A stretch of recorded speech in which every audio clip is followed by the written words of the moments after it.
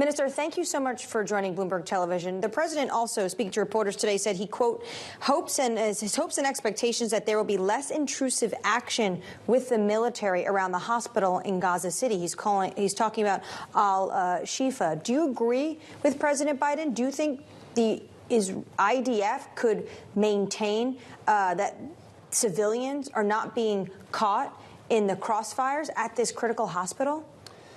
Well, Anne-Marie, thank you for hosting me. Let's look at the wider picture a second. We're dealing with monsters of Hamas, ISIS, that just killed 1,400 Israelis, took 240 prisoners. They abducted children. I have a picture here of some of the children. Over 30 of them are less than 16 years old. We have no idea what's going on with them. We don't know if they're fed, if they're alive. We know nothing. Now, these savages decided they want to wipe out Israel. If they had the choice, they would do what they did to the 1,400 Israelis and the 239 hostages. They would do to all of Israel. This is how we're dealing with. Now, those monsters are hiding underneath the ground, under the hospital, because they know that we, like the Americans, care about people's lives. They know this is our weakness. They're using our weakness and hiding behind civilians. This is what we're talking about. And we want to make sure that we wipe out these monsters off the face of the earth. And it's challenging, but we are, and we know that America is on our side. And I want to thank the President Biden, for the huge support we've been receiving. On this point, we need to take those monsters off the face of the earth. Minister Barkat, of course, we understand your view on that, but there are great concerns for Palestinian civilians who are living around what you call monsters. And I think Anne-Marie was trying to get to your posture on protecting civilians in that hospital or throughout Gaza. We know. We gave them a corridor to go to the southern part of Gaza, where they have where they receive help from the international community. We've given them opportunities to go. The Hamas monsters, ISIS, don't let them go. The Hamas monsters went into Israel to kill, rape our women. They put the children, the baby, in the oven when it was alive. They beheaded people. They burned people alive. And they were proud of it. They were proud of it. They have all those videos that they're proud of what they do. Now, we will do everything we can to make sure that innocent civilians don't get killed. We, like America, share the same values. Understood. But that helps to answer the question, Minister, and we do appreciate that. We'd love to ask you as well and put a finer point on the debate that's happening here in Washington.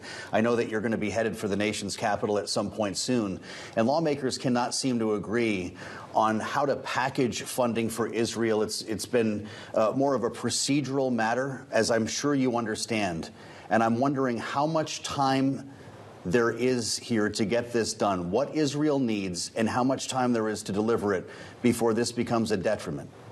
Well, there's a bipartisan support, and we acknowledge and we agree, and we're very thankful. We don't take it for granted, and we really want to thank the American people and the American leadership on the support. This is very meaningful for us. Take your time. The only thing we can do is make sure and that you understand that we have to wipe ISIS, Hamas off the map, and we will do it with minimal collateral damage. This is our values.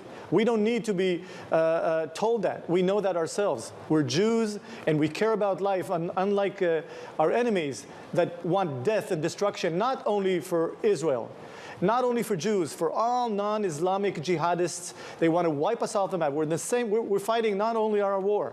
This is a war of good against evil between the West and the jihadists that want to wipe us off the map. And it's headed everywhere your way. I mean, we're on the same line, everyone. The Europeans, the Americans, the Israelis, we're in the same line. We have to defeat Hamas. We have to defeat the regime in Iran that sponsors Hamas and Hezbollah in the north. And we'll do it together. Minister, do you think Prime Minister Benjamin Netanyahu needs to answer for the security failures, though, that happened on October 7th? We're not dealing with that right now. We're focusing on how to win the war. Naturally, after the war, we'll have those interrogations and we'll take responsibility. The government will take responsibility. But this is not, we're not focusing on that. We have to put all of our energy to defeat those monsters of Hamas. Also, Prime Minister Netanyahu has pledged to create an economy under arms. You're the economic minister. What are the key elements of this approach? Is it going to be like COVID? Because we understand, obviously, Israel, one of their major factors of their growth is tourism, which cannot happen right now. Well, we have 60% debt to GDP, which is one of the best in the world. COVID, we rose to 70% GDP, and within 2 years we went back to 60%, which is, again, we entered this war in really good macro conditions. Right now, we believe the debt would be anywhere to between 2.5% to 3% GDP, which is something that we could bear. And this does not include the help we're getting from the U.S. administration and the United States, which we're very thankful for combating the war, getting the right arms and ammunition. And I think that what you're going to see immediately after the war, you're going to see a boost of entrepreneurial, new startups, new innovation in Israel. That actually happens after every war. So I'm very, very optimistic that we will exit this war in a huge boost. This is time to invest in Israel. The people that are smart, this is time to start investing in Israel.